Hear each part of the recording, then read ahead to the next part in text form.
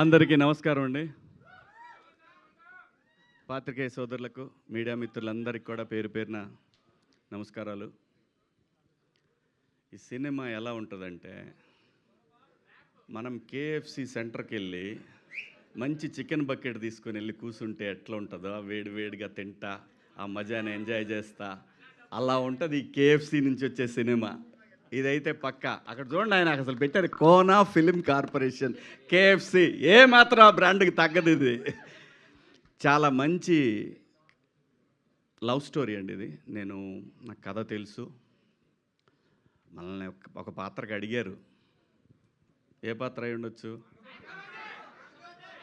రొటీన్గా ఉంటుందని నేను మా వాడితో అన్నా, వద్దురా ఇది దీంట్లో కాదులే, మనం వేరే దాంట్లో చేద్దాం. పైగా మా శ్రీదేవి తను ఎంత గొప్ప ఆర్టిస్ట్ అంటే, మీరు అమ్మాయి రీల్స్ ఏమైనా చూసారా? ఓరి బాబో ఏం ఎక్స్ప్రెషన్స్. నాకు కోర్టు సినిమా చేసేంత వరకు ఎవరి పిల్ల ఏదో ఓకే ఎర్రగా బుర్రగా ఉంది, బాగుంది, తీసుకున్నారు హీరోయిన్ అనుకున్నా. ఆ సినిమా అయిపోయినాక 6 నెలలకి తనకు ఒక రీల్ పెట్టానమాట శ్రీదేవికి. ఏటమ్మా ఇదే అని అన్నా. అస్సలు బాబోయ్, ఇందాక అదే చెప్తున్నాను. అందుకు ఎంత మంచి ఆర్టిస్ట్ అంటే, చాలా చాలా మైన్యూట్గా ఉంటాయి తన రీల్స్లో ఇచ్చే ఎక్స్ప్రెషన్స్. చాలా గొప్ప ఆర్టిస్ట్ అవుతుంది, చాలా దూరం వెళ్తుంది. అలాగే రోహన్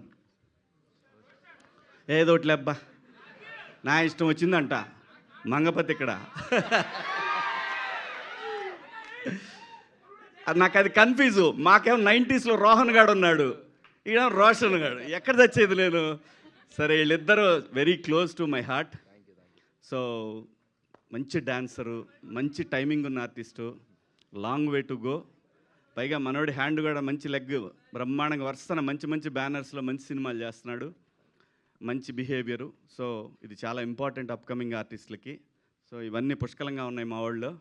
చాలా బాగా చేశాడు ఈ సినిమాలో. మీకు మనోడి డ్యాన్సుల గురించి మీకు చెప్పేదే ఉంది. అందరూ బాగా చేశారు. డైరెక్టర్ గారి కథ నేను విన్నాను, చాలా బాగా చేశాడని చెప్పారు.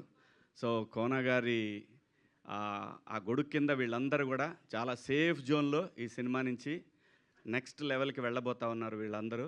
ఖచ్చితంగా కోనా గారి ఫోటో వాళ్ళ జీవితకాలం పెట్టుకోవాలి, కొత్త డైరెక్టర్ కానీ వీళ్ళందరూ కూడా. ఎందుకంటే వీళ్ళందరికీ ఎవరికి తెలీదు, ఈవెన్ మన శివగారికి కూడా తెలీదు.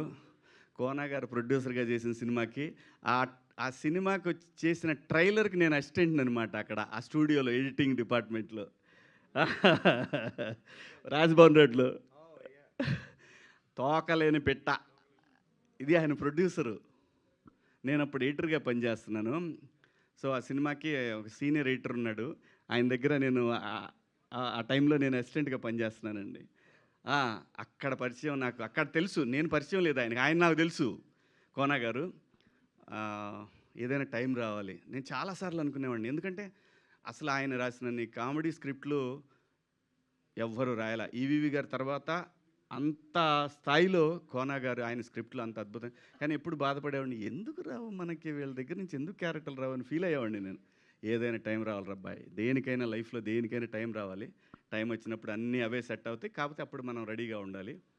సో ఈ సినిమా రేపు 13వ తారీఖు రిలీజ్ అవుతూ ఉంది. సేమ్ కోర్టు డేట్ అందరూ 14 కదా అంటారు, 13 ప్రీమియర్ వచ్చాం, ఆ రోజే హిట్ టాక్ వచ్చింది. ఇది కూడా అంతే, మార్చి 13 సూపర్ హిట్ అవుతుంది.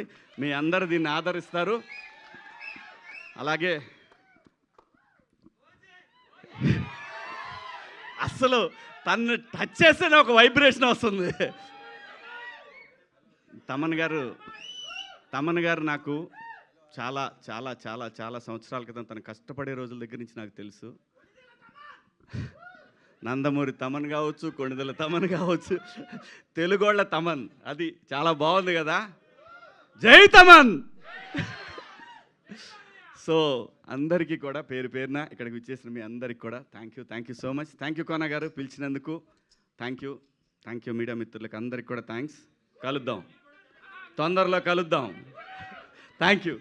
సో మీ ట్రిపుల్ఎస్ కూడా ఫస్ట్ అడ్వాన్స్ కంగ్రాచులేషన్స్ అండి. సాంప్రదాయాన్ని సుబినికి కూడా థ్యాంక్ యూ. అంతే, అంటే మైక్ తీసుకుంటూ చెప్తున్నాను అనమాట నేను దానికి. All the best.